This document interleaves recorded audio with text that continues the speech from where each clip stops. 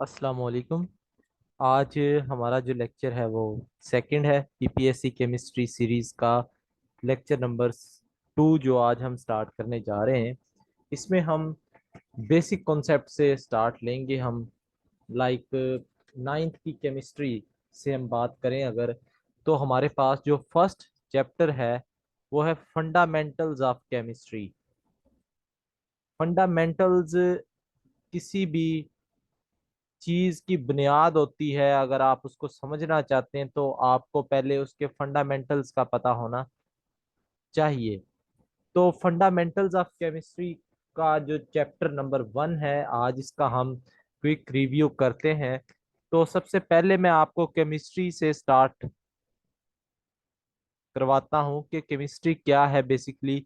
आपने बड़ी लंबी चौड़ी डेफिनेशन पढ़ी होगी तो उसकी जरूरत नहीं है। Chemistry basically study of matter, मादे की स्टडी है, एंड इट्स चेंजेस, कि कौन कौन से मैटर में जो चेंज हो रहे हैं वो चेंजेस दो तरह के हो सकते हैं। फिजिकल चेंज हो सकते हैं या वो केमिकल चेंज हो सकते हैं। तो बस ये सिंपल सी डेफिनेशन है, study of matter and it's changes, के उसमें कौन कौन से चेंज आ रहे हैं। अगर हम बात करें फर्दर केमिस्ट्री के यूजेस की, तो आपको पता है केमिस्ट्री हर जगह पे अप्लाई हो रही है। Pesticides, paints, cement industry, leather industry, paper industry, सब इंडस्ट्रियल प्रोसेसेस जो हैं इनमें केमिस्ट्री अप्लाई हो रही है। तो ये इसकी जो आप कह सकते हैं अफादियत है वो बहुत ज्यादा है, और केमिस्ट्री के बगैर यकीनन ये दुनिया कुछ भी नहीं है। केमिस्ट्री है तो ये दुनिया है। इसके बाद हम ब्रांचेस ऑफ केमिस्ट्री को देखें। अगर इनका हम ओवरव्यू करें ब्रांचेस का, तो पहले हमारे पास आ जाता है physical chemistry. Physical chemistry basically ये स्टडी करते हैं हम इसमें मैटर और कंपोजिशन ऑफ मैटर, के मादा किस चीज से बना है। मैटर को स्टडी करते, कंपोजिशन को स्टडी करते और उनकी फिजिकल प्रॉपर्टीज को स्टडी करते हैं। फिजिकल प्रॉपर्टीज वो प्रॉपर्टीज होती हैं जो केमिकली जिनका लिंक्ड नहीं होता, like boiling point, melting point, freezing point, ये आपकी फिजिकल प्रॉपर्टीज है। इसमें जो सब्सटेंस होती है उसका बांड नहीं टूटता। तो जो प्रॉपर्टीज जिनमें सब्सटेंस का बांड ना टूटे उनको फिजिकल प्रॉपर्टीज कहते हैं। तो इनको स्टडी करते हैं हम फिजिकल केमिस्ट्री में। नंबर 2 हमारे पास आ जाती है ऑर्गेनिक केमिस्ट्री। ऑर्गेनिक केमिस्ट्री में आप ऐसे कंपाउंड को स्टडी करते हैं जो कार्बन, हाइड्रोजन और उनके डेरिवेटिव्स पर मुश्तमिल हों। अब कुछ ऐसे कंपाउंड्स भी होते हैं जो कि कार्बन और हाइड्रोजन पर मुश्तमिल होते हैं लेकिन वो ऑर्गेनिक नहीं होते, लाइक कार्बोनेट्स। कार्बोनेट्स में कार्बन पाया जाता है, आपको पता है। और लाइक बाइकार्बोनेट जैसे H2CO3 है, कार्बोनिक एसिड है जैसे। अब इसमें सर कार्बन भी है और हाइड्रोजन भी है, लेकिन याद रखें मैं आपको तीन चीजें बताता हूँ। ऑर्गेनिक कंपाउंड वो कंपाउंड है जिनमें कार्बन हो, नंबर 2 जिनमें हाइड्रोजन हो, नंबर 3 पहले कार्बन और हाइड्रोजन हो और इनके डेरिवेटिव्स हो। ये दो बातें ऊपर वाली लाइन में हमने कर ली हैं, कार्बन, हाइड्रोजन और उनके डेरिवेटिव। और नंबर 3 जो मोस्ट इंपॉर्टेंट है कि उनमें कार्बन और हाइड्रोजन के दरमियान डायरेक्टली बॉन्ड होना चाहिए, वो एक दूसरे के साथ अटैच होने चाहिए। लेकिन यहाँ पे अगर आप इसका स्ट्रक्चर बनाकर देखेंगे तो ये जो बॉन्ड आपको नजर आएगा, मैं आपको बताता हूँ, ये ऐसे स्ट्रक्चर है इसका। अब यहाँ पे कार्बन और हाइड्रोजन का कोई बॉन्ड नहीं है, तो इसी वजह से ये जो कंपाउंड है वो ऑर्गेनिक नहीं है। तो याद रखने के लिए ये बेस्ट वे है ऑर्गेनिक केमिस्ट्री की डेफिनेशन का। और ऑर्गेनिक केमिस्ट्री में ज्यादातर जो कंपाउंड है वो ऑर्गेनिक होते हैं, जिसमें पेट्रोलियम और फार्मास्यूटिकल जो प्रोडक्ट्स होते हैं उनको हम स्टडी करते हैं। इसके बाद अगर हम बात करें इनऑर्गेनिक केमिस्ट्री की, तो inorganic chemistry except those compound which are organic, उनके अलावा जो पीछे केमिस्ट्री बचती है वो आपके पास इनऑर्गेनिक होती है, एक्सेप्ट ऑर्गेनिक केमिस्ट्री जो कि कार्बन और हाइड्रोजन को स्टडी करती है। तो बाकी जो कंपाउंड्स हैं लाइक NaCl हो गया, HF हो गया, HCl होगा, ये एसिड्स हैं, कुछ साल्ट हैं, इनकी स्टडी है, या मेटल्स का एनालिसिस है, वो सारा का सारा इनऑर्गेनिक केमिस्ट्री में आ जाता है जो कि कार्बन और हाइड्रोजन से अलग होते हैं। फिर बायोकेमिस्ट्री आ जाती है। देखिए बायो का मतलब होता है लाइफ, और केमिस्ट्री का मतलब मैं आपको बता चुका हूं। तो बायोकेमिस्ट्री में आप बेसिकली स्टडी करते हैं लाइफ को, ठीक है। इसमें आप carbohydrates, proteins, fats, lipids, amino acids, ये सारी जो चीजें हैं इसमें स्टडी करते हैं, लिविंग ऑर्गेनिज्म और उनमें जो होने वाली तब्दीलियां हैं उनको आप देखते हैं, ठीक है। इसके बाद आपके पास आ जाती इंडस्ट्रियल केमिस्ट्री। इंडस्ट्रियल केमिस्ट्री जो होती है इसमें आप इंडस्ट्रियल लेवल पे कोई चीज बनती है, एक होती है लेबोरेटरी पे चीज बनाना, लेबोरेटरी जैसे छोटे लेवल पे होती है ना, उसको लैब प्रिपरेशन बोलते हैं। और इंडस्ट्रियल लेवल होती है ये लार्ज लेवल पे या कोई हाई लेवल पे जो चीज आप बना रहे हैं, जैसे सोप इंडस्ट्री, टेक्सटाइल इंडस्ट्री वगैरह वगैरह। इसके बाद आ जाता है nuclear chemistry. Basically nuclear chemistry physical chemistry की ही ब्रांच होती है, और इसमें हम न्यूक्लियस को स्टडी करते हैं। ये एटम है, एटम के अंदर आपको पता है ये न्यूक्लियस है, और न्यूक्लियस में क्या होता है, प्रोटॉन होते हैं और न्यूट्रॉन होते हैं, जबकि इलेक्ट्रॉन जो होते हैं वो बाहर घूम रहे होते हैं। तो न्यूक्लियस के अंदर more than 100 type of particles होते हैं, उनकी स्टडी को न्यूक्लियर केमिस्ट्री बोलते हैं, ठीक है। इसमें फिशन और फ्यूजन वगैरह हम देख रहे होते हैं। इसके बाद है इन्वायरमेंटल केमिस्ट्री। इसमें माहौल के मुतालिक आप देखते हैं कि क्या क्या तब्दीलियां आ रही हैं हमारी सराउंडिंग में, और हमारा जो इफेक्ट हम कर रहे हैं माहौल के ऊपर वो क्या इफेक्ट हो रहा है, पॉजिटिव हो रहा है, नेगेटिव हो रहा है। तो उसकी स्टडी को इन्वायरमेंटल केमिस्ट्री में देखते हैं। लाइक हम दरख्त काट रहे हैं तो इसका बैड इम्पैक्ट जा रहा है हमारे इन्वायरमेंट पे, तो वो कौन सा बैड इम्पैक्ट है उसकी स्टडी को इन्वायरमेंटल केमिस्ट्री में हम देखते हैं। इसके बाद लास्ट जो है वो एनालिटिकल। अब एनालिटिकल केमिस्ट्री में एनालिसिस करते हैं किसी भी चीज को लेकर। आप मैं आपसे कहूं कि ये XY एक चीज है, आप मुझे बता दें। इसके दो तरह के एनालिसिस होते हैं, एक क्वालिटेटिव होता है और दूसरा क्वांटिटेटिव होता है। याद रखें क्वालिटेटिव एनालिसिस में आप उसकी क्वालिटी चेक करते हो, ठीक है, कि इसमें क्या क्या प्रेजेंट है। लाइक इसमें आयरन प्रेजेंट है, इसमें सिल्वर प्रेजेंट है, इसमें सोडियम प्रेजेंट है, और ये आयरन कितनी अमाउंट में प्रेजेंट है। लाइक 2 ग्राम प्रेजेंट है इसमें, ये 4 ग्राम है और ये 6 ग्राम है। तो ये जो स्टडी है ये एनालिटिकल केमिस्ट्री में, क्वांटिटेटिव और क्वालिटेटिव जो एनालिसिस होते हैं वो एनालिटिकल केमिस्ट्री में हम देखते हैं। इसके बाद अगर बात करें मैटर की, देखिए हर वो चीज जो कायनात दो चीजों से मिलकर बनती है ना, एक होता है मैटर और दूसरा होता है एनर्जी। एनर्जी वो चीज होती है जो मास नहीं होता, जिसका मैस लेस होती है, जिसका कोई मैस नहीं होता। और मैटर वो चीज होती है जो मास रखती है, ठीक है, और जगह घेरती है, उसको मैटर बोलते हैं। जबकि एनर्जी जो होती है इसका कोई मास नहीं होता। लाइक इसकी एग्जांपल आ जाएगी photon. Photon basically energy particles होते हैं, इन ये मास लेस होते हैं, ठीक है। और एक बात बता दो, कोई भी चीज जब स्पीड ऑफ लाइट से ट्रेवल करना शुरू कर देती है तो वो मास लेस हो जाती है। इसकी एग्जांपल फोटान है, क्योंकि फोटान जो होते हैं ये स्पीड ऑफ लाइट से ही ट्रेवल करते हैं। तो यही रीजन होती है, कोई भी चीज जब स्पीड ऑफ लाइट से ट्रेवल करती है तो मास लेस हो जाती है। अब मैटर जो होता है ये आपके पास दो तरह से हो सकता है, मैटर प्योर फॉर्म और इम्प्योर फॉर्म। देखें प्योर फॉर्म को आप सब्सटेंस बोलते हैं, शय जिसे कहते हैं, खालिश चीज जो होती है। और इम्प्योर फॉर्म को आप मिक्सचर बोलते हैं। अब जो सब्सटेंस होती है प्योर फॉर्म, ये दो चीजों पर मुश्तमिल होती है, याद रखें। या तो ये एलिमेंट हो सकते हैं, या ये कंपाउंड पर मुश्तमिल हो सकती है। और मिक्सचर जो होता है इसकी फर्दर टाइप्स होती हैं। मिक्सचर आपके पास होमोजीनियस हो सकता है, फिर ये हेट्रोजीनियस हो सकता है। तो ये आपके पास फर्दर इसकी टाइप्स हो सकती है, हम इनको फर्दर स्टडी करेंगे। अब किसी भी सब्सटेंस में दो तरह के चेंजेस आ सकते हैं, एक होते हैं फिजिकल चेंजेस।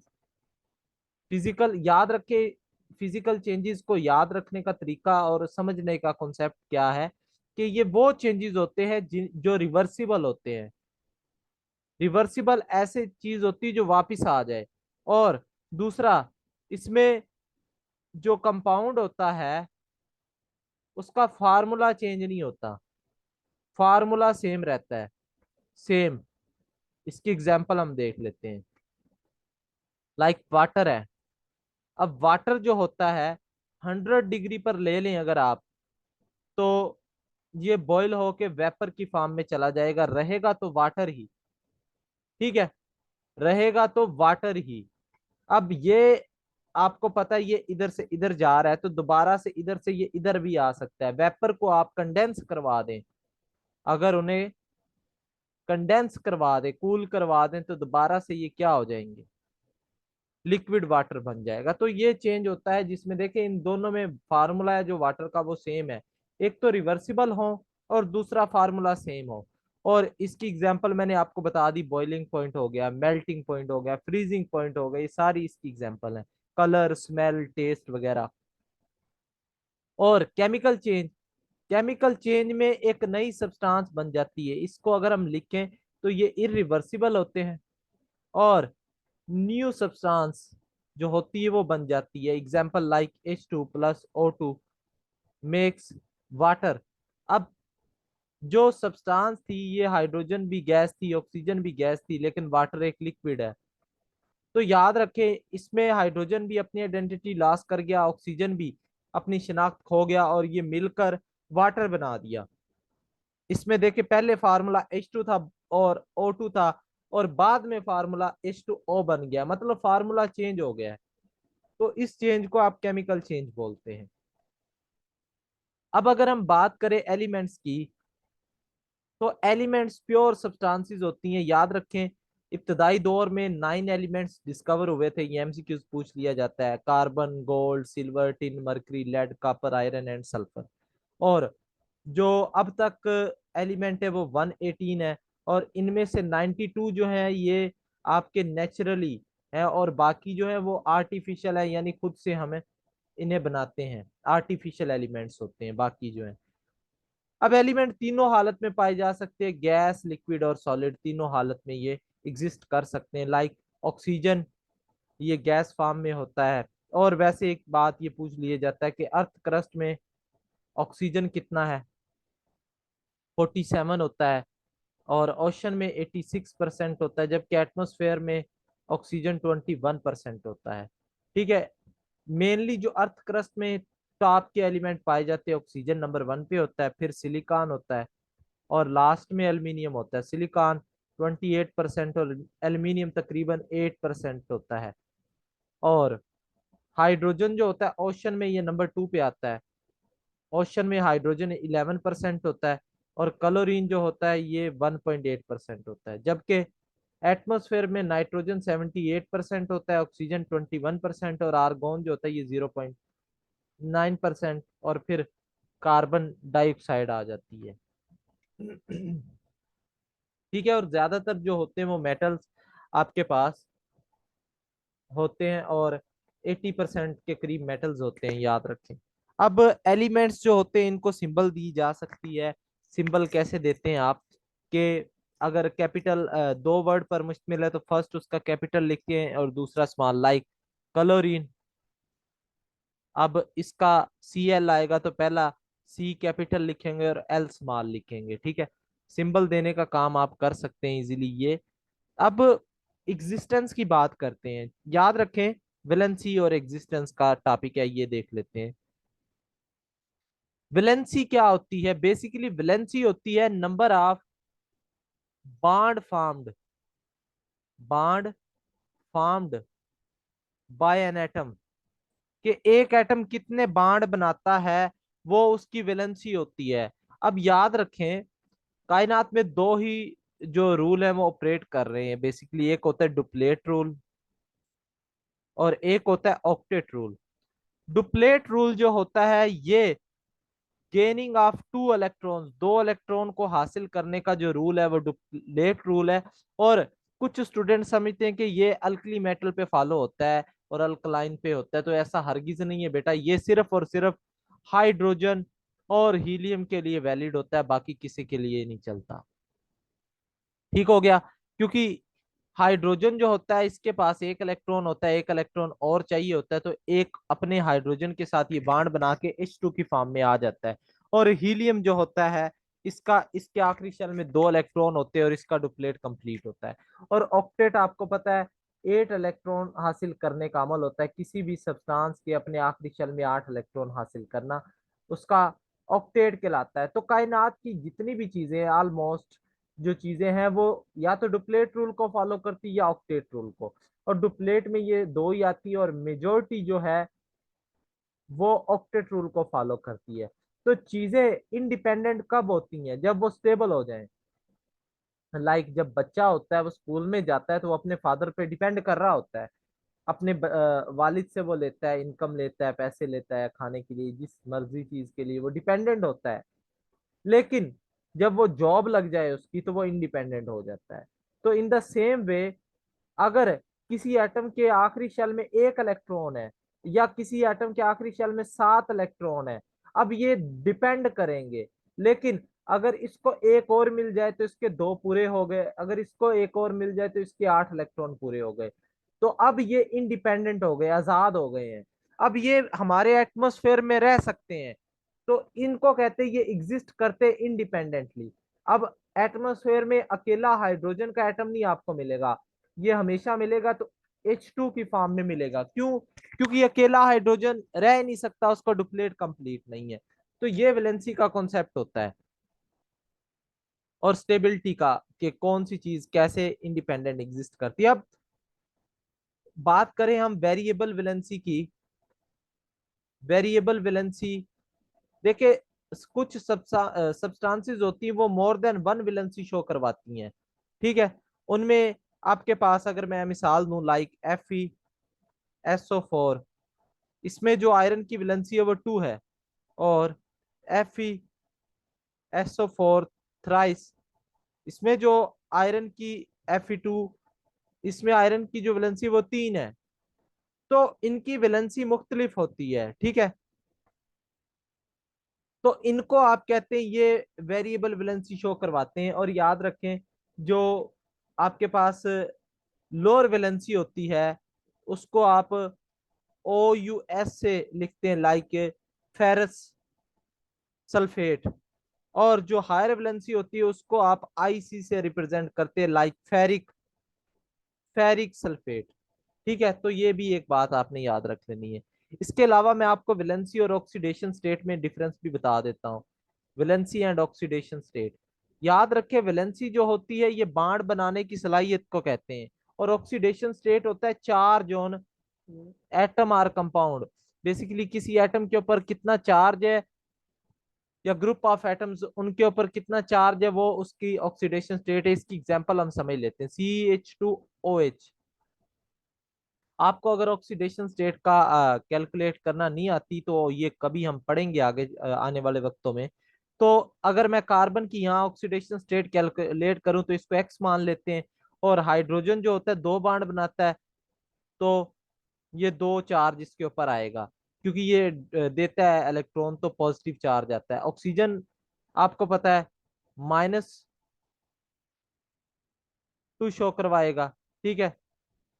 ये ऐसे हो जाएगा, CH3OH होगा ना, क्योंकि ये अल्कोहल लिख रहे हैं। तो ये 3 बांड है यहाँ पे और ये दो, और एक हाइड्रोजन और आ गया, 4। अब यहाँ पे आप क्योंकि न्यूट्रल कंपाउंड है तो हम इसको 0 के बराबर रख लेंगे। ठीक है? अब यहाँ पे काउंट करें ऑक्सीडेशन स्टेट इसकी, तो ये PPSC में MCQs भी आया था ऑक्सीडेशन स्टेट कैलकुलेशन का। तो यहाँ पे 2 निकाल दें 4 में से, तो इसकी ऑक्सीडेशन स्टेट आ जाएगी -2, अगर आप इसको इधर ले आएंगे तो। यहाँ पे सर ऑक्सीडेशन स्टेट इसकी -2 है, जबकि वैलेंसी चेक करें, बच्चों को बात ये समझ नहीं आती, लेकिन आज के बाद आपका ये कॉन्सेप्ट खराब नहीं होगा। यहाँ पे वैलेंसी चेक करें तो कितने बांड बनाए हुए हैं कार्बन ने, सर 4 बांड बनाए हुए हैं। तो वैलेंसी और चीज है, ऑक्सीडेशन स्टेट और चीज है। अपेरेंट चार्ज इसके ऊपर -2 है, जबकि इसके बांड कितने 4 हैं, जो कि वैलेंसी है। ठीक हो गया। इसके बाद हम बात करें कंपाउंड की। देखिए एलिमेंट, मैंने आपको बताया वो चीज होती है जिसको आप तोड़ते जाओ तो ज्यादातर उसको शय में कन्वर्ट नहीं कर सकते, मतलब वो वैसा ही रहता है।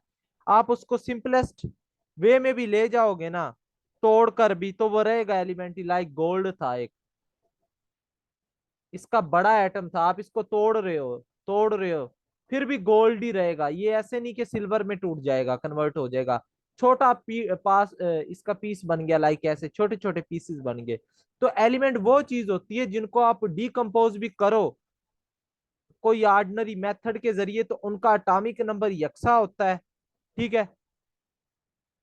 और उनको ज्यादातर तिब्बी तरीकों से तोड़कर आप कोई उसकी फिजिकल स्टेट या केमिकल स्टेट चेंज नहीं कर सकते। ठीक है। और एक ही तरह के एटम से मिलकर बनता है, कि गोल्ड सिर्फ गोल्ड के एटम से ही मिलकर बनता है, इसमें सिल्वर का एटम नहीं होता या बाकी एटम नहीं होते। याद रखें, प्योर फॉर्म जो होती है इसी को तो कहते हैं कि लाइक, अगर आपसे मैं बात करूं, पानी है उसमें आप रेत डाल देंगे तो इम्प्योर हो गया, अगर खालिस पानी होगा तो वो प्योर फॉर्म होगी। अब कंपाउंड जो होता है ये दो या दो से ज्यादा सब्सटेंसेस से मिलकर बनता है। और कंपाउंड के लिए कंडीशन है कि एटम जो मिल रहे हैं आपस में, वो एक खास रेशो में मिले, फिक्स्ड रेशो में हो, लाइक CH4। अब सर यहाँ पे कार्बन की बात करें तो कार्बन का मास कितना है, 12, और हाइड्रोजन का कितना है, 4। या तो ये ऐसे लिख लें, 4:1 और 4:3, यानी 3:1। इस रेशो में ये मिलेंगे एटॉमिक मास की, के 3 रेशो हो कार्बन की और 1 रेशो हो हाइड्रोजन की, या 12:4, इस तरह से मिलेंगे। एक फिक्स्ड रेशो होगी इनकी मास की, एक तो ये बात। और कंपाउंड के लिए दूसरी बात, कि कंपाउंड के लिए कंडीशन यही है कि एटम जो मिल रहे हो वो डिफरेंट होने चाहिए। एटम जो हो वो डिफरेंट होने चाहिए।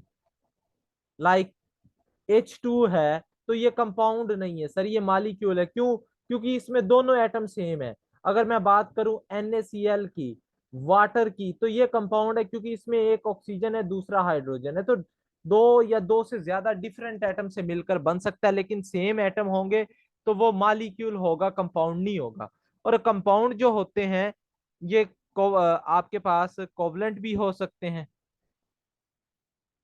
और ये आयनिक भी हो सकते हैं।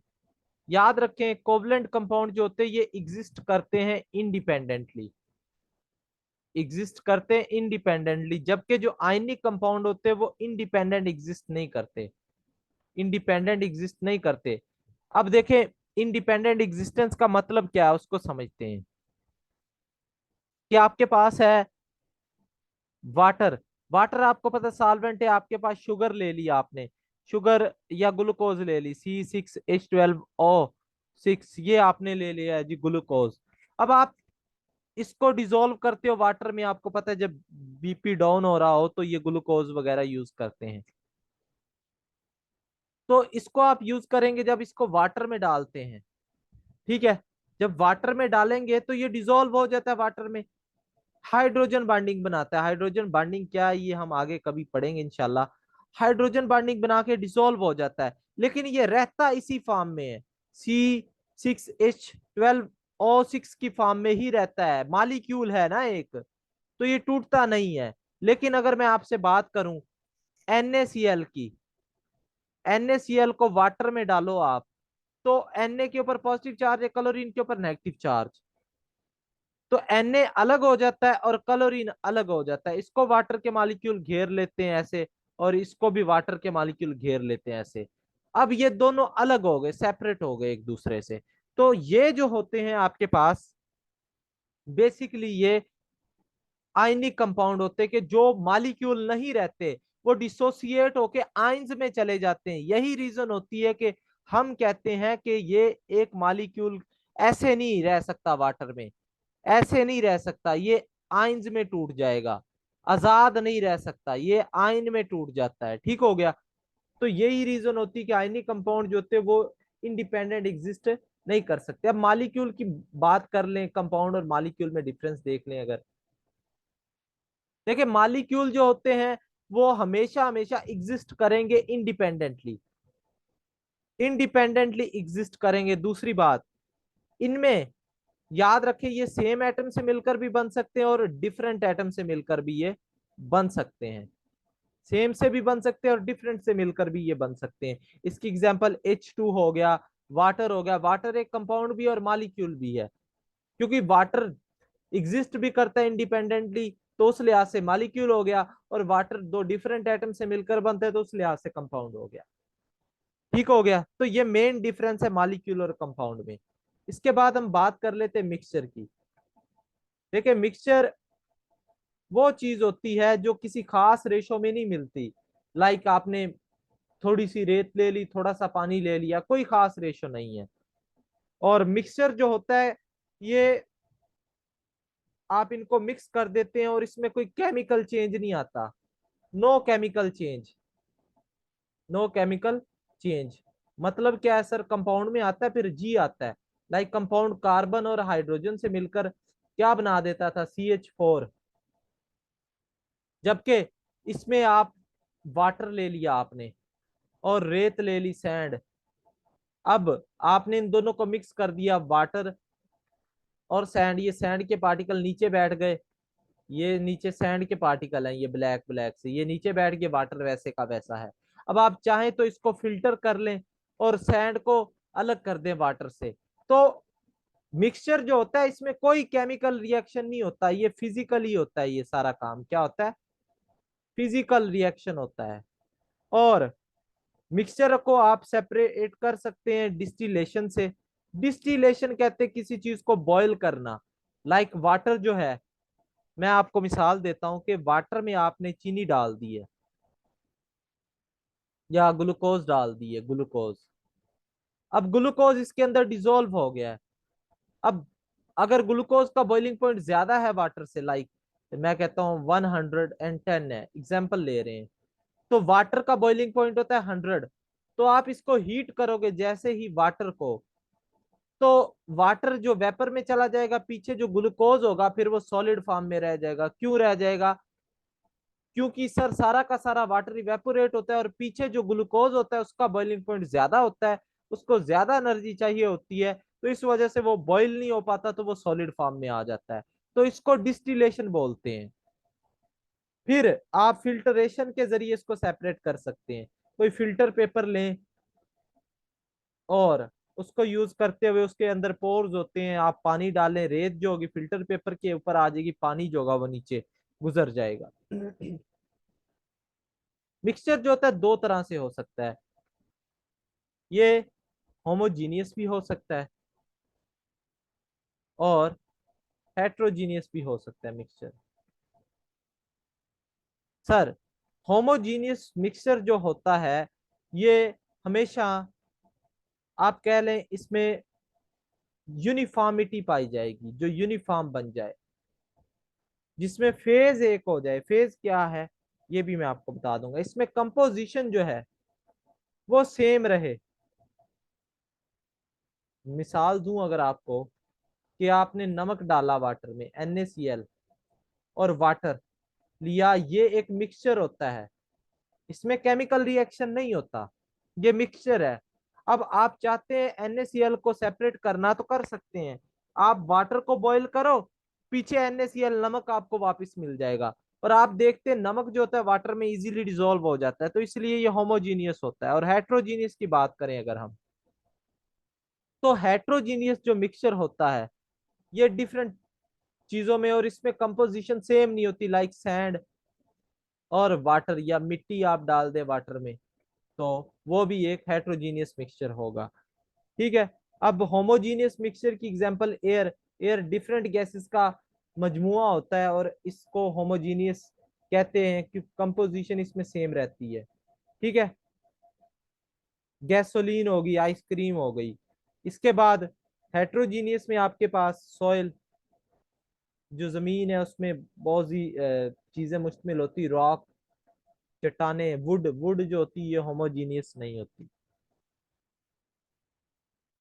होमोजीनियस का मतलब होता है सर उसकी कंपोजिशन जो है, लाइक यहाँ ये सिस्टम है, आप चेक करें यहाँ पर, तो उसकी कंपोजिशन यहाँ पर अगर 5% है तो यहाँ पर भी उसकी कंपोजिशन 5% होनी चाहिए। इसी को यूनिफॉर्मिटी बोलते हैं कि हर जगह सेम होनी चाहिए, उसको होमोजीनियस मिक्सचर बोलते हैं। अब कंपाउंड और मिक्सचर में क्या डिफरेंस है वो देख लेते हैं। कंपाउंड जो होता है बेसिकली ये केमिकल रिएक्शन के नतीजे में बनता है, ये होता है फिजिकल रिएक्शन के नतीजे में। कंपाउंड को आप सेपरेट नहीं कर सकते, लाइक हमने देखा वाटर और सैंड को सेपरेट कर सकते हैं, यहाँ पे आप इसको सेपरेट कर सकते हैं। और कंपाउंड जो होता है ये एक खास फिक्स्ड रेशो से मिलता है मास की, हमने ये बात भी देख ली। यहाँ पे नो फिक्स्ड रेशो, यहाँ पे कोई फिक्स्ड रेशो नहीं होती। इसके बाद कंपाउंड के कंपोनेंट आप सेपरेट कर सकते हैं, और कंपाउंड जो होता है ये होमोजीनियस होता है हमेशा, हेट्रोजीनियस नहीं होगा ये। और मिक्सचर जो होता है ये हेट्रोजीनियस और होमो दोनों हो सकता है। और कंपाउंड जो होता है इसका melting point, boiling point fix होता है, फिक्स होता है, जबकि इसका नॉट फिक्स्ड। मतलब आप जब पानी में रेत डालते हो ना तो उसका मेल्टिंग पॉइंट थोड़ा सा चेंज हो जाता है, स्लाइटली वेरी कर जाता है, इंक्रीज हो सकता है, डिक्रीज हो सकता है। लेकिन जो कंपाउंड होता है प्योर, उसका मेल्टिंग पॉइंट आपके पास वेरी नहीं करता। इसके बाद हम बात कर लेते हैं एटॉमिक नंबर की। एटॉमिक नंबर क्या होता है बेसिकली, इसको दो तरीकों से आप डिफाइन कर सकते हो कि number of protons present in a nucleus, उसको एटॉमिक नंबर बोलते हैं। या number of electrons present in neutral atom, neutral atom में जो इलेक्ट्रॉन प्रेजेंट होते हैं, याद रखें मैंने न्यूट्रल की बात की है। क्या मतलब सर, अगर मैं बात करूं सोडियम की, तो इसका एटॉमिक नंबर होता है 11। इसमें एटॉमिक नंबर 11 है, तो इसमें 11 ही प्रोटॉन होते हैं और 11 ही इलेक्ट्रॉन होते हैं। लेकिन अगर सोडियम पॉजिटिव हो जाए, अब पॉजिटिव से मुराद होती सोडियम ने एक इलेक्ट्रॉन दे दिया है, अब सर ये न्यूट्रल नहीं रहा, इसके ऊपर चार्ज आ गया, तो इसमें जो प्रोटॉन है वो 11 के 11 हैं और इलेक्ट्रॉन जो है वो 10 हो गए हैं। तो जब भी बात करेंगे न्यूट्रल की, तब आप कहोगे कि सर आपके पास प्रोटॉन एग्जिस्ट, एटॉमिक नंबर जो है वो प्रोटॉन के जरिए आप बस उसको बताएं, क्योंकि न्यूट्रल के केस में वो वैलिड होता है। अगर आपके पास कोई चार्ज आ गया तो फिर इलेक्ट्रॉन वाला केस जो होगा वो वैलिड नहीं होता, और प्रोटॉन एटॉमिक नंबर को जी से रिप्रेजेंट करते हैं और न्यूक्लियस के अंदर ये पाए जाते हैं। इसके बाद एटॉमिक मास की बात करें, या इसको एटॉमिक मास नहीं कहते बल्कि मास नंबर कहते हैं। एक्चुअल में एटॉमिक मास और चीज होती है, मास नंबर जो होता है ये और चीज होती है, ये डिफरेंट होते हैं दोनों। मास नंबर होता है नंबर ऑफ प्रोटॉन्स और न्यूट्रॉन्स, प्रोटॉन और न्यूट्रॉन के मजमूए को मास नंबर कहते हैं। इसको ए से रिप्रेजेंट करते हैं, तो सम होता है चूंकि प्रोटॉन का और न्यूट्रॉन का, तो जेड प्रोटॉन है, एन न्यूट्रॉन है। ठीक है जी। अब लाइक अगर आपसे मैं एक क्वेश्चन देखूं, आपको बताऊं कि कार्बन है, तो कार्बन में सर कार्बन का एटॉमिक नंबर 6 होता है और इसका मास जो होता है वो 12 होता है। ठीक है, तो इसमें आप इजीली बता सकते हैं नंबर ऑफ न्यूट्रॉन कितने हैं। ए इसका 12 है और जेड इसका 6 है, और न्यूट्रॉन यहाँ पर है, तो इसको इधर लेकर आए आप, 12 में से 6 निकाल दें तो पीछे कितने बच जाते, 6। तो सर ये आपके पास क्या है, ये आ गया है, इसके न्यूट्रॉन्स आ गए हैं। अब एग्जांपल अगर आपको बताऊं कि अगर आपसे पूछ लिया जाए कि एक कंपाउंड है एक्स, उसमें जो उसका एटॉमिक मास है वो 238 है, जो एटॉमिक नंबर है वो 92 है, तो इसमें नंबर ऑफ न्यूट्रॉन बता दें तो जेड जो होता है प्रोटॉन की तादाद होती है, ये एटॉमिक मास है, आपको फार्मूला पता है A is equal to Z plus N. तो यहां से आप ए माइनस जेड करो तो न्यूट्रॉन निकल कर आ जाएंगे, यानी 238 माइनस 92 करो तो न्यूट्रॉन जो है वो आपको मिल जाएंगे। अब सर ये आपके पास है न्यूट्रॉन की तादाद। तो ये फार्मूला यूज करते हुए आप एटॉमिक नंबर, एटॉमिक मास और प्रोटॉन वगैरह इन सबको कैलकुलेट कर सकते हैं, और न्यूमेरिकल जो छोटे छोटे हैं वो उनको आप कैलकुलेट कर सकते हैं। अब एक मेन डिफरेंस, मास नंबर क्या होता है और atomic mass. Mass number basically mass को, नंबर ऑफ प्रोटॉन और न्यूट्रॉन को बताता है, number of proton and neutron इनको बताता है, जबकि एटॉमिक मास जो होता है ये बताता है, जो आप स्पेक्ट्रोस्कोपी से मास डिटरमिन करते हैं, मास स्पेक्ट्रोमीट्री से जो मास डिटरमिन करते हैं वो एटॉमिक मास होता है बेसिकली। जो रिलेटिव फ्रैक्शन आप लेते हैं, कंपैरिजन करते हैं जिसमें आप कार्बन 12 के साथ, तो वो जो मास ले रहे होते हैं वो एटॉमिक मास होता है। या एक और भी होता है एटॉमिक मास की डेफिनेशन, कि जिसमें आप प्रोटॉन, न्यूट्रॉन और इलेक्ट्रॉन तीनों का मास काउंट करते हैं, इनका मास काउंट करते हैं, इनकी तादाद नहीं काउंट कर रहे, तो इसको एटॉमिक मास बोलते हैं। Sum of all the masses of an atom, उसको एटॉमिक मास कहते हैं। तो ये मेन डिफरेंस होता है। तो आज का लेक्चर हम यहाँ पर ही एंड करते हैं। उम्मीद है आपको कुछ बेसिक कॉन्सेप्ट जो है वो क्लियर हुए होंगे, और कल इसका हम सेकंड पार्ट कवर कर लेंगे इंशाल्लाह, मोल वाला जो पोर्शन है। तो इस तरह से हम कोशिश करेंगे कि जैसे ही टाइम मिले लेक्चर अपलोड करते जाएं और आप लोग सीखते जाएं। अब अगर आपको अच्छा लगा है ये लेक्चर, तो आप ज़रूर हमारे चैनल को सब्सक्राइब करें, और अपनी कोई भी प्रॉब्लम है तो आप कमेंट में पूछ सकते हैं। थैंक यू जी, अल्लाह हाफिज़।